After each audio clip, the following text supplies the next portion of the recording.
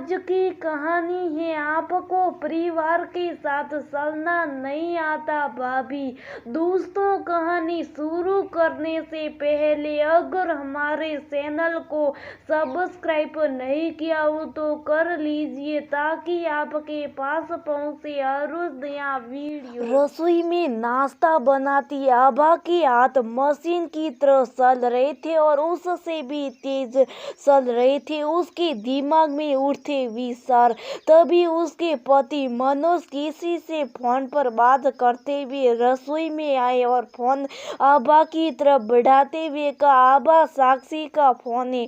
तुम रसोई में थी तो मैंने उठा लिया, तुम बात कर लो। आभा ने मनोज से फोन ले गर्दन और कान के बीच में दबा लिया और पराठा बनाती हुई अपनी देवरानी साक्षी से बात करने लगी। सारियां 5 मिनट की बात में आभा सिर्फ आयु में जवाब दे रही थी, लेकिन उसके माथे पर बढ़ती सिकन उसके बढ़ते क्रोध को जता रही थी।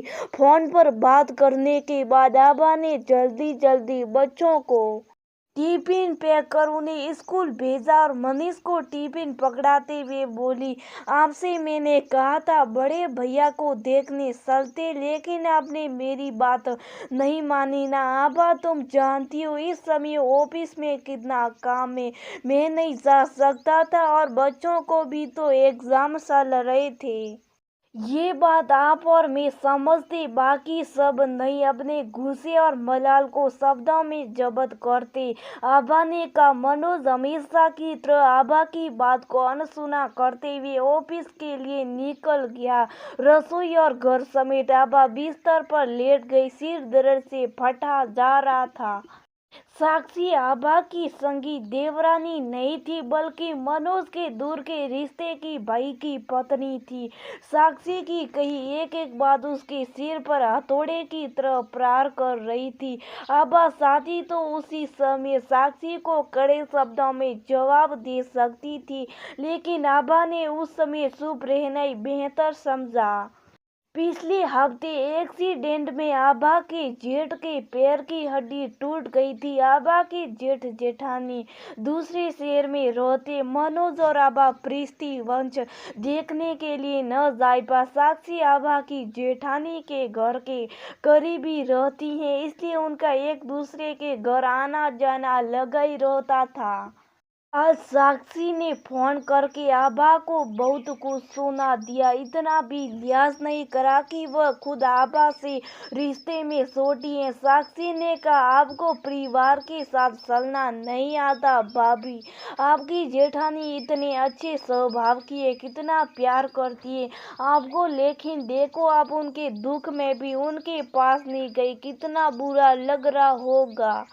उन्हें आपको जाना चाहिए था। अगर मनोज भैया को छुट्टी नहीं मिली थी तो आप चली जाती। आभा खून का घूंट पीकर रह गई, क्योंकि उसके लिए साक्षी गैर थी। किसी भी बात की सफाई देना या जवाब देना उसके लिए व्यर्थ था। बिस्तर पर लेटी आभा का समय अब जवाब देने लगा था।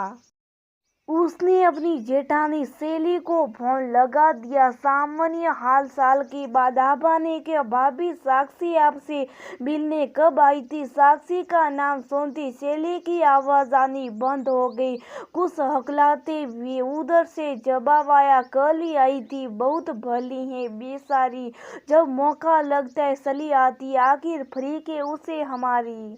हाँ भाभी, सही कह रही हो, उसी तो आपकी फरीक है, तभी तो आप अपने मन का सारा दर्द उसके साथ साझा कर लेती हो, वरना साक्षी की इतनी हिम्मत ना होती कि वह मुझे परिवार को लेकर नसीहत दे। उसने तो इतना भी लिहाज नहीं करा कि मैं उम्र और रिश्ते में उससे बड़ी हूँ।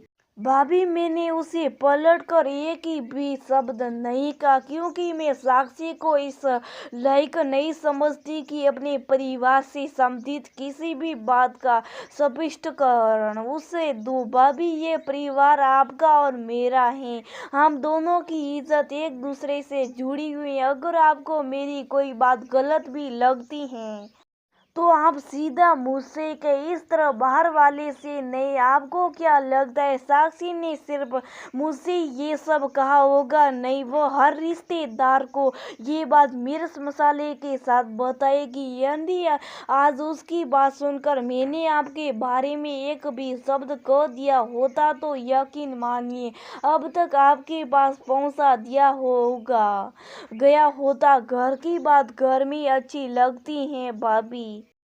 आपको और मेरे रिश्ते में किसी तीसरे की हस्तक्षेप की गुंजाइश नहीं होनी चाहिए। अगर आपको मेरी बात बुरी लगी हो तो छोटी होने के नाते माफी चाहती हो, लेकिन फिर भी मेरी बात पर गौर जरूर करना।